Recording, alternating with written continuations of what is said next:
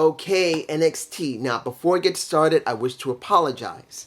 And particularly that this is taking a little bit longer than normal to actually film, because this should have already been uploaded by the time before 11 o'clock. It's not, due to the fact that I've been checking the camera and my audio with my mic. Now, from what many people have said, dude, your audio's low. Now, I didn't know what was going on, because if you don't know how I do this, at least for these videos that don't have any images, I usually film them. I make sure that the audio is working, the camera's working. I upload them right after I finish them. Yes, I do check them beforehand, but for some reason, audio was low for some weird reason. It seemed to be perfectly fine on my computer, but I do have the gain on my computer much higher than normal, due to the fact I don't have a very good audio setup in my apartment anyway. It's not that great. So it's a possibility that the audio was low, which it seemed to be. So I checked, and it looks like the cable that connects my mic, you hear right there, to my computer has been turned, is now faulty. So I replaced it. Now, as far as I can tell, that's the only problem. I will check to see if this video has a problem with audio before I upload it like I normally do. If it does have a problem, I will put it through my software to up the gain on the audio so you can be able to hear it. But as far as I can tell, it was just a bad cable. I replaced it, and it should work now. So you guys can tell me when you hear it. Now, you see the title. You have to see the title.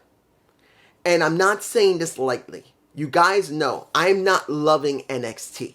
I've said it multiple times since 2.0 came out, which sucked. And now Shawn Michaels is in control of NXT, more like 3.0 at this point, because we got Triple H, then Vince took over, and anybody says if Vince didn't take over, yes, he did. He took over, that's why it was 2.0. And now Shawn Michaels is running it as basically a 3.0 version of NXT. And I'm not telling you that he's doing incredible booking. He's doing basic booking that was done by Vince himself back in the 80s and 90s when he used to wrestle, and a little bit of Triple H, who's his best friend, taking a little bit of what he's done and slapped on top of it. That's all he's doing. That's it. He's not doing something substantial. He's just doing basic booking and giving good shows. Not great. But I can tell you, I'm getting more hype here than SmackDown and Raw for Night of Champions. I'm just saying, open. We got a semifinals for the women's tournament. We get Cora Jade versus Valkyria. And let me give it to like this. Was this a good match? No. This actually was not one of the better matches I've seen with Valkyria or Cora Jade. It seemed that Valkyria was a little sloppy here. You could see it for yourself that Valkyria acted really sloppy with Cora Jade. And from what I understand, Valkyria is much more refined, been in the business longer. So I don't think she's been very familiar with Cora Jade, or it was just an off night for him. You know what? The reason I botched her saying she's a him is because I don't know what she is. Guys, when you look at Lyra Valkyria, she just doesn't feel like her character. It's not about her wrestling, even though this wasn't a great match for her, which only lasted 4 minutes. It was only 4 minutes. But I'm telling you right now, her character sucks. I want her to be a different character. It's not her ring work generally. This was one of those bad days that people have when they wrestle. Sometimes they just don't click on it. Even if they work together so many times, there can be a bad day. This is one of them for Valkyria. She sucked in this match. She tried. She messed up more than a few times. And it looked sloppy for Cora Jade when she won. But I expected Cora Jade to win because she's still not very great in the ring, but her character is very well developed. We established her character. She's getting over as a heel. We know that she's not perfect, but at least you know what she is. She feels like her character, and her wrestling style goes with it. Valkyria, her wrestling style does not go with her character. She just doesn't feel it. Moving on. We now have... What did I just see? honestly, Axiom versus Alba Keto. Abdaba Keto. The Commander Azid. What are we doing here? Why do we let Axiom get annihilated by him? Do we actually think Kato's going to be doing anything? I don't think so. I don't know if he's on free agency. You guys can tell me below. As far as I know, he's still only on NXT. But they let him destroy Axiom completely. But what does that mean? Does that mean that... does that mean Kato is going to actually be used? Because as far as I can tell, they really didn't do much with him when he first was introduced with Apollo Crews. I just don't know. You guys tell me below what you think. I don't feel it from Kato. I feel more from Axiom. And I'm not even a big Axiom fan. He's good. He's got a decent to good character.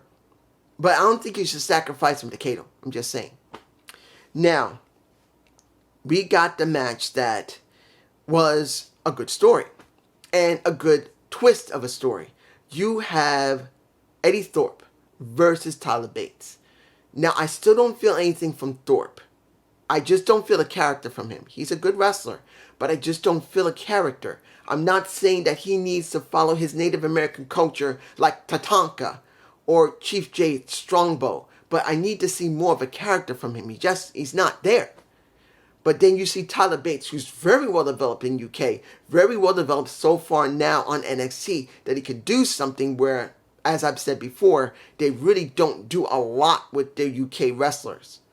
But at least they are doing something with Tyler Bates, working with Wesley, my boy Wesley, who felt jaded because of what happened last week due to Gacy messing with him and Tyler finally coming out saying, look, you my friend, but I want the damn title. And you could see Wesley is pissed because he's saying, why are you hiding it from me? You know I would give you a shot. Now he feels jaded because he doesn't know who to trust. And throughout the match, and he's at ringside on commentary, he's bringing it in. He's making it very clear, and you can hear a little bit of Booker T. Hopefully you heard that. A little bit of Booker T trying to stir the pot a little bit, trying to say you feel a little jaded. Do you feel a little jaded, Wes? Trying to mess with him, saying that I never trusted this. I never trusted this Tyler Bates. I knew he was some type of mess, but at least with Joe Gacy, you know what you're dealing with. Now, that's good development. I'm not saying it's great development, but it is establishing Joe Gacy as a clear-cut heel who doesn't need to lie to get what he needs. He's just letting you know, I'm coming for you, and the guy there that's supposed to be your buddy is trying to screw your ass. In the end, when it was over, and Tyler did beat Eddie Thorpe, and I'm not surprised. There's no way Eddie Thorpe was going to beat Tyler Bates. I just didn't see it. You see him get into the ring, and that's Wes. Help him up. Well, I take that back. That's after Joe Gacy came into the ring, attacked Tyler, and Wes tried to help, nailed Tyler, and then nailed them both. Grabbed the title, held it up saying it's going to be mine, froze it down, and we did not see it until after the commercial break when Wes tried to help up Tyler. Tyler shoves him back, and Wes said, how can I trust you? Why don't you just come to me originally? Why didn't you just tell me you just wanted a damn shot? You know I would have gave it to you. You were my boy. And then he walks away. Decent drama. It's not perfect drama, and it's not meant to be. It's just an average story where a face had a friend who was a face but still wanted a title shot but didn't tell him, and the bad guy who's just a straight up bad guy who's actually not trying to lie, cheat, and steal or trying to trick anybody is telling the good guy with the title, look, this is what's going on. Fine. That's basic booking. In their three-way match at Battleground, it's going to be interesting how it's going to develop. Now, let's get to Frazier versus Noah and Dar. It is not for the Heritage Cup, but they did talk about the Heritage Cup, and they did describe the story behind the Heritage Cup in the UK to a basic extent, and the rules saying it's going to be 6 rounds, 3 minutes each round, which will come out to maybe 18 to 21 minutes, and certain rules they're going to cover under for submission, for DQ, for count out, and they explained it all. That was before that match. That was Frazier and Nolan Dar. And afterward, they did it twice. Wanted people to really understand what is going to happen between Nolan Dar and Dragon Lee when that Battleground match happens. Was it a good match? Yes. It wasn't the greatest match, but it was a good match. Frazier is a good wrestler, but he doesn't sell very well. I'm going to be honest here. When it comes to Frazier, he wants to get as many spots in as possible. Nolan Dar at least did slow him down to a certain extent to make it more of a methodical match on his part to try and bring a little bit more to a Frazier so he can do what he needs to do in the ring. Because Frazier is a very fast-paced wrestler. And unlike Axiom, where I'm not going to say Axiom perfect, but Axiom does, to a certain extent, understand sometimes you need to slow down. He doesn't do it all the time, but he does once in a while. Frazier does not. I can just see Frazier going from one spot to another, to another, to another. He doesn't give the ring any type of love, as you would say it, at my point of view, where you must tell a story. Not a high spot story, but a story that you're going up against this guy, that it's hard to beat him. Just jumping all over the place, letting him nail you constantly and kicking out of these pins is not enough. Sometimes you got to take a minute. You got to wait a minute. Not just wait when your opponent waits and then get up when he gets up, but legitimately you got to wait a little bit longer. Sometimes you got to give the fans time to absorb what you've done. That's how you really get over, not just from the incredible spots you do and allow your opponent to do, but to draw the fans in. Yeah, to say this is awesome, but it doesn't mean it's awesome enough for them to remember it. And that's one of the problems that high-flying wrestlers don't have. Pac does understand it. That's why he's my boy. Desmond Xavier understands that. Now, Wes Lee, he also understands it. That's the reason why when you see how he wrestles, he doesn't do always fast-paced. He will slow down. He will stop. He will use holds when it's necessary. He will play to the fans when it's necessary. I'm just saying. In the end, we get Dragon Lee distracting Nolan Dar, and pretty much Nolan Dar loses, Frazier wins, and now they're going to go into the match where pretty much Nolan Dar knows that Dragon Lee can distract him, particularly when he grabbed that cup and started hugging it and kissing it himself. Because Nolan Dar wants to screw the hell out of that cup. That hole that's in the cup is not big enough for his ego, but it's more than big enough for his... I'm sorry, that's not nice to say, but you know how narcissists are. When they know they're the best, particularly that he won the title of the champion of the Heritage Cup, their head becomes so big that it won't fit through either a door, a house, a plane, and half the planet. I'm just saying. Next, Hank versus Tank. Honestly, I didn't know why this match was going on.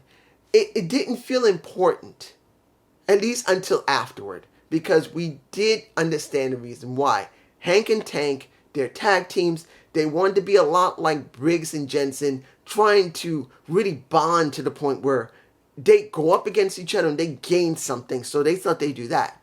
And they beat each other up pretty good. I will say with Tank, the guy did lose his teeth. Unfortunately, my teeth are still crooked because I still got these... I don't want to get these suckers removed. I got wisdom teeth. I got to get removed. I'm still scared. You have no idea how terrified I was just getting these taken out. But still, losing his tooth in the ring, spitting it out during a match, the boy, he's tough. Got his tooth taken care of. You had this match. They both shake each other's hands because Hank won. And then they both get speared out of their boots by a breaker, making it clear. Did you see that? You see that, Carmelo? He makes it very clear. And I will say that Carmelo and his vid pack were done well. Carmelo had it twice. And when it came to Braun, he only did it generally once. But I will say that it was done well, both of them. Generally, good build, talking about what brought them to the table the way they were, and why. more better than Brock Lesnar when it comes to Braun Breaker. Look at Braun. He made it very clear. He was dominant. He got screwed. And then he realized, because of how he got treated, I don't need to play to the fans. General, ordinary heel booking. Better than Brock.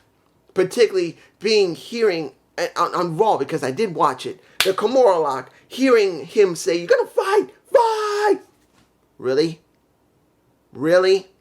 Still don't explain why you beat the crap out of him in the first place? At least with Braun, he's got a reason. At least Braun is understandable. Now, what else do we have here? Castafino. I believe that's how it's pronounced. If I'm pronouncing it wrong, I'm sorry. Castafino versus Von Wagner. Now, last week, Von got insulted. Well, it was Mr. Stone that was being harassed by Castafino. I believe that's his name. And Von grabbed him and got him off of Stone. Stone appreciated it. And even though Von will still not talk about the picture of that little kid, who's got to be Von himself, he was willing to defend Mr. Stone. So we get this brief match, which clearly Von wasn't meant to win. He DQs the damn match because he wanted to make Castafino suffer. And he DQ'd it. And he started beating the hell out of him, and he was about to throw him on the table until Mr. Stone made it very clear, "No, don't do it. You don't need to do this. Stop." And the fans got behind him. This is the first time, I think, ever I've heard, since I've been reviewing NXT, Von Wagner gets any type of chance properly as a heel or face. Von was never a great heel. And I'm not even saying he's going to be a great face either, but he's getting a positive reaction from the fans, where they wanted him to powerbomb this guy. Particularly when he grabs the picture from Stone of the little kid and pretty much of him, probably himself, wanted to destroy Castafino. Good.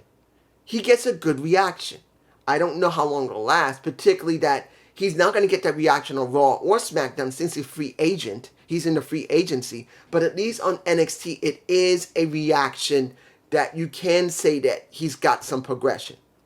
Don't know how it's going to translate to the main roster, particularly how either Triple H is booking, trying to build everyone else up, but doesn't have enough time to build him, or Vince McMahon's booking, where he may just throw Von Wagner at anybody to either job or to destroy him, but then never book him correctly, and with a good possibility, Von Wagner may be fired soon. I'm saying it now. There's a good chance that most of the people from NXT that's been put into free agency or on either roster may get fired soon. Near the end of the year, we're going to hear some type of firings or releases from WWE. I'm just saying. Now, let's see here. What is left? The finals. You know what? Yeah, I'm going to say this now because I'm going to do the segments after there with D'Angelo, as well as when it came down to Gigi, and lastly when it comes to Dragunov and a Dijak. Let's do this last match. Something strange happened. Tiffany Stratton versus a Roxanne Perez. Wasn't a bad match. It was alright. It lasted, 12 minutes, 13? Before it ended. And I did not expect Roxanne Perez to win. There was no way she was going to win. They need a heel going up against Valkyria, who got nailed by Jade in the early parts of the show when Jade lost. So I didn't expect her to lose. I knew she was going to win. But something happened during the match. If you notice, at one point, the screen went black when Roxanne Perez knocked Tiffany to the floor. To the mat. Immediately, when they showed her, the ref jumped in really quick and the camera went black. After that, the camera came back on and they focused on Roxanne Perez a lot for at least a good 8 to 10 seconds. I think what might have happened, since Tiffany Stratton's top is low cut And I'm not saying she's a very heavy-chested girl. Not. But my guess is this. As the match progressed, and since she does not have a strap across her bust line like some women do, not every woman will get a Zoe Stark, where you see that she has a strap right across her bust line. She doesn't have big boobs, but she decided to put something there just in case something might just go boop. I think Tiffany's titties might have popped out, and they decided not to show any nudity. They blackened the screen because they realized what happened, because there is a 7-second delay on anything that would have been actually broadcasted. But since this is pre-taped easily, they knew what happened during the time of the match. They moved the camera over, made it black, and then focused on Roxanne Perez, which is understandable. But in the end, Roxanne lost. Tiffany is going near the title, and you see Valkyria, Laya, pretty much standing there too, wrapped with her left knee wrapped. But as Roxanne Perez goes away, we see Roxanne Perez get beat up by the one who's in the hood, in the hoodie, and in the sweatshirts. You know who it could be?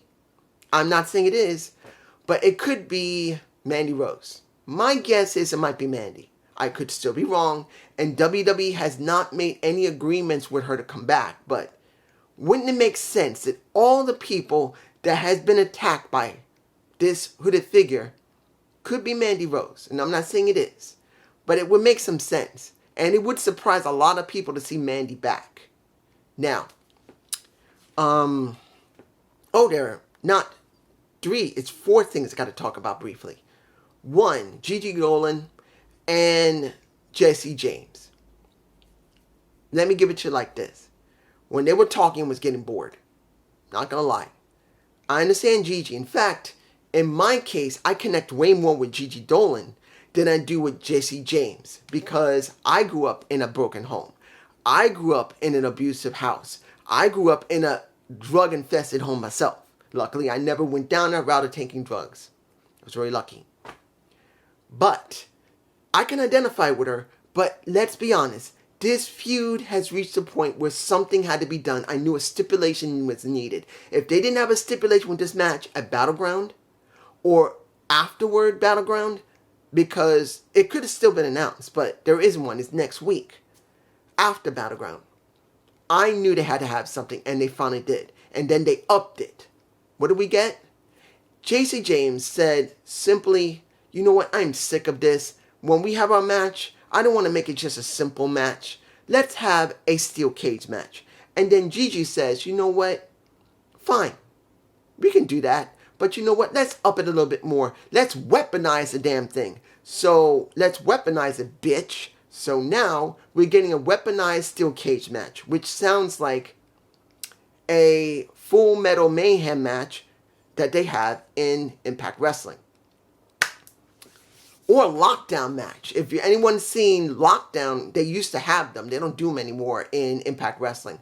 But lockdown matches where everyone gets into the ring, all the tools just come down. You got to wait until everyone gets in the ring, and pretty much you go to town.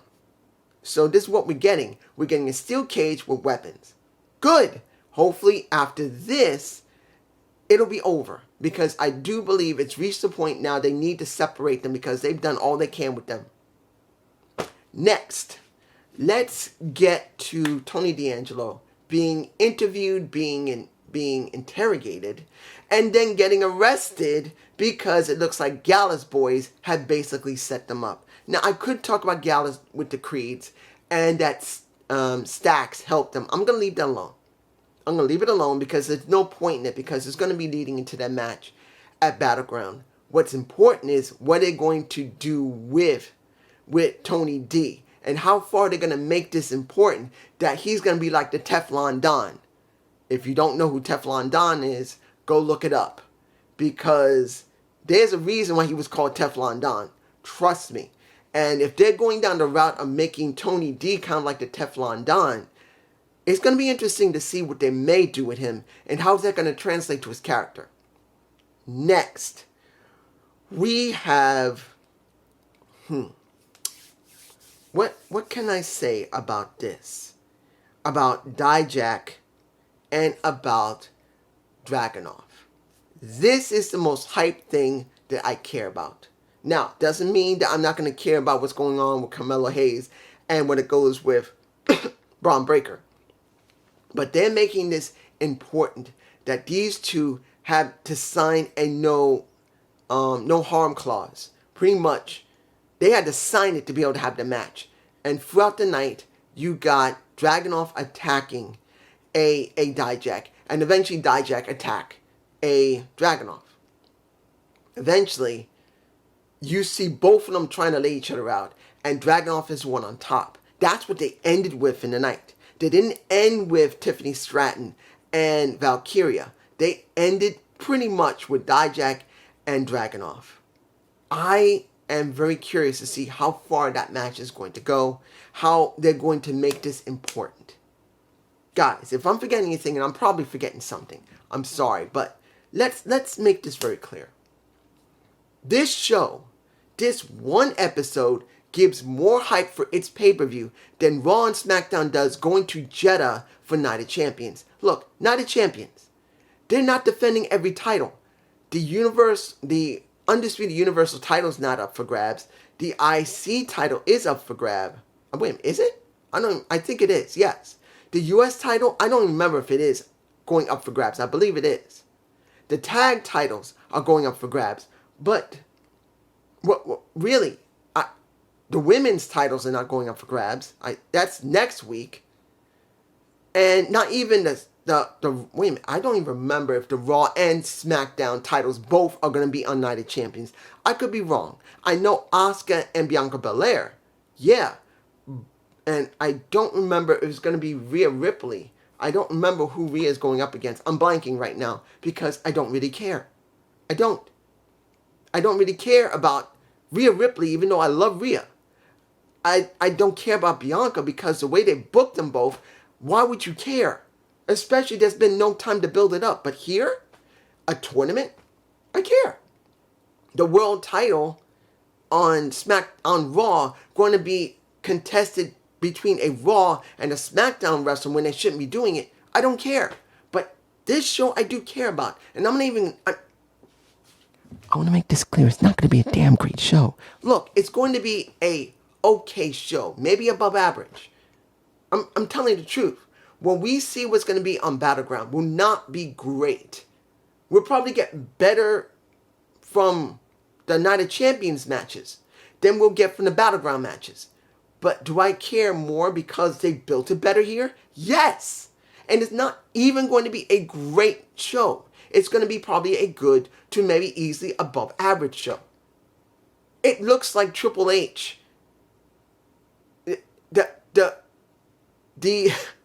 How can I explain this? The curse of Triple H, where he kept putting on, as many people believe, the best pay-per-views that WWE's had in decades, has now transitioned to HBK. And it's not even about having better, incredible matches. The difference between HBK and Triple H is that HBK, he doesn't have a huge roster of great talent. He's working with talent that Vince wanted. He wanted football players, basketball players, gymnastic guys and girls, weightlifters. He's working with talent that's not been on the indies who perfected their craft ahead of time. But you're still getting better quality from people who have not been in the business long than you will be with the ones who will be in the business for a while with terrible booking. I'm just saying. I hope you enjoyed this. I hope you can hear me. Peace.